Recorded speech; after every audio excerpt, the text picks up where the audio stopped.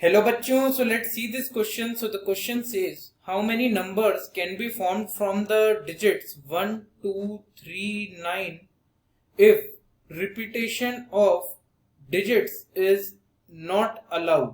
अगर यहाँ पर बोला गया है कि अगर repetition of digits allowed नहीं है तो कितने नंबर्स यहाँ पर बनाए जा सकते हैं 1, 2, 3 और 9 इन 4 डिजिट्स की मदद से।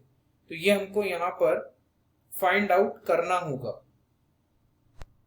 तो यहाँ पर इस क्वेश्चन को सॉल्व करने के लिए जो हमारा की कंसेप्ट होगा, the key concept to solve this question is, इस क्वेश्चन को सॉल्व करने के लिए हम यूज करेंगे फंडामेंटल प्रिंसिपल ऑफ काउंटिंग का। तो फंडामेंटल प्रिंसिपल ऑफ काउंटिंग और फंडामेंटल प्रिंसिपल ऑफ काउंटिंग के अंतर्गत हमारे पास एक बहुत ही इंपॉर्टेंट प्रिंसिपल होता है जिसको हम बोलते हैं प्रिंसिपल ऑफ मल्टीप्लिकेशन। तो प्रिंसिपल ऑफ मल्टीप्लिकेशन का प्रयोग हम करेंगे इस क्वेश्चन को सॉल्व करने के लिए। अब principle of multiplication states that if there are m different ways for occurrence of an event and n different ways for occurrence of another event, then the total number of ways in which an event can occur is m cross n, that is m into n। तो यही हमारा multiplication principal का statement होता है। तो इसी को हम एज ए की कंसेप्ट यूज करेंगे। तो आइए अब हम हमारे की कंसेप्ट को इम्प्लीमेंट करते हैं और क्वेश्चन को सॉल्व करते हैं।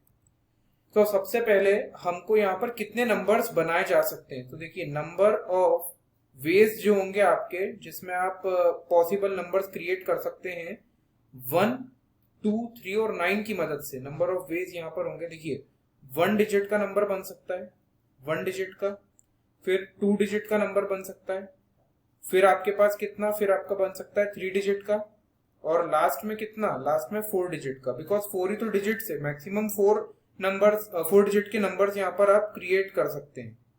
तो ये हमारा नंबर ऑफ वेज होने वाला है। तो सबसे पहले हम बात कर लेते हैं हमारी डिजिट्स की। तो हमारे पास है 1, 2, 3 और 9। हमारे पास 4 डिजिट्स है अभी के लिए। तो अगर मैं यहाँ पर 1 डिजिट के नंबर की बात करूं तो 1 डिजिट के नंबर कितने बन सकते हैं यहाँ पर। तो क्योंकि हमारे पास कितने नंबर्स है 1, 2, 3 और 9, तो 4 ऑप्शन है। तो 4 में से हम कोई भी एक नंबर ले लेते हैं, उससे हमारा 1 डिजिट का नंबर बन जाएगा। यहाँ पर 4 ऑप्शंस है, 4 ऑप्शंस, या मैं ऑप्शंस की जगह वेज लिखूंगा। 4 वेज है हमारे पास जिसमें हम 1 डिजिट का नंबर बना सकते हैं, या तो वो 1 हो, या फिर वो 2 हो, या फिर वो 3 हो, या फिर वो 9 हो। तो 4 ऑप्शंस है, तो 4 में से कोई भी एक लेकर हम 1 डिजिट का नंबर बना सकते हैं। फिर सेकंड में आता है 2 डिजिट का नंबर। अब 2 डिजिट के नंबर के कितने वेज हो जाएंगे। तो यहाँ पर 2 डिजिट के लिए यहाँ पर हमको क्या करना होगा, सबसे पहले क्योंकि रिपीटेशन अलाउड नहीं है, इसको मैं साफ तौर पर यहाँ पर लिख देता हूं आपके लिए, repetition not allowed. Repetition allowed नहीं है, इसलिए हम एक डिजिट को एक ही बार ले सकते हैं। तो यहाँ पर जब हम बात करेंगे 2 डिजिट के नंबर की, तो पहला नंबर जो होगा डिजिट 1 का, उसमें तो हम 4 में से कोई भी एक नंबर ले लेते हैं, 1, 2, 3 और 9 में से। तो 4 ऑप्शन है, मल्टीप्लाई विद। अब सेकंड डिजिट, मान लीजिए कि पहली डिजिट 1 हो गई, अब सेकंड डिजिट आपको चूज करना है। तो 2, 3 या 9 में से कोई हो सकती है क्योंकि रिपीटेशन अलाउड नहीं है। तो 3 ऑप्शन है। तो 4 into 3 कितना होता है 12, सो 12 वेज। अब बात करते हैं यहाँ पर हम 3 डिजिट के नंबर की। तो यहाँ पर अब हम बात करते हैं 3 डिजिट के नंबर की। तो 3 डिजिट के नंबर कितने बनाए जा सकते हैं यहाँ पर। तो 3 डिजिट के नंबर के लिए यहाँ पर जैसे पहली डिजिट जो है उसके लिए तो 4 ऑप्शंस रहेंगे, 1, 2, 3 या 9 में से कोई भी एक डिजिट लेकर हम उस प्लेस पर रख सकते हैं। तो 4 ऑप्शंस। मान लीजिए कि फर्स्ट डिजिट आपने 1 ले ली, अब सेकंड डिजिट जो है वो 2, 3 या 9 में से हो सकती है, तो 3 ऑप्शंस हैं।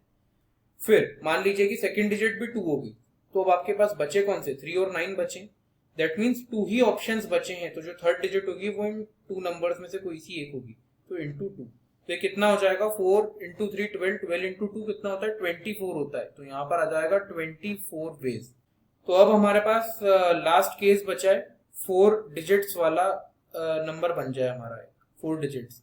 तो 4 डिजिट्स के लिए फर्स्ट डिजिट के लिए हमारे पास कितने ऑप्शन, 4 ऑप्शन। सेकंड डिजिट के लिए 3 ऑप्शन, थर्ड डिजिट के लिए 2 ऑप्शन, और लास्ट जो भी एक बचेगा, मान लीजिए जैसे 3 फर्स्ट डिजिट आपकी 1 हो गई, सेकंड डिजिट 2 हो गई, थर्ड डिजिट के लिए आपके पास 3 और 9 थे ऑप्शंस, तो 2 ऑप्शंस थे, मान लीजिए थर्ड डिजिट 3 हो गई, अब लास्ट 9 बचा है तो एक ही ऑप्शन बचा है, तो इंटू 1, तो 4 इंटू 3 इंटू 2 इंटू 1 कितना होता है 24, तो अगेन 24 वेज होंगे।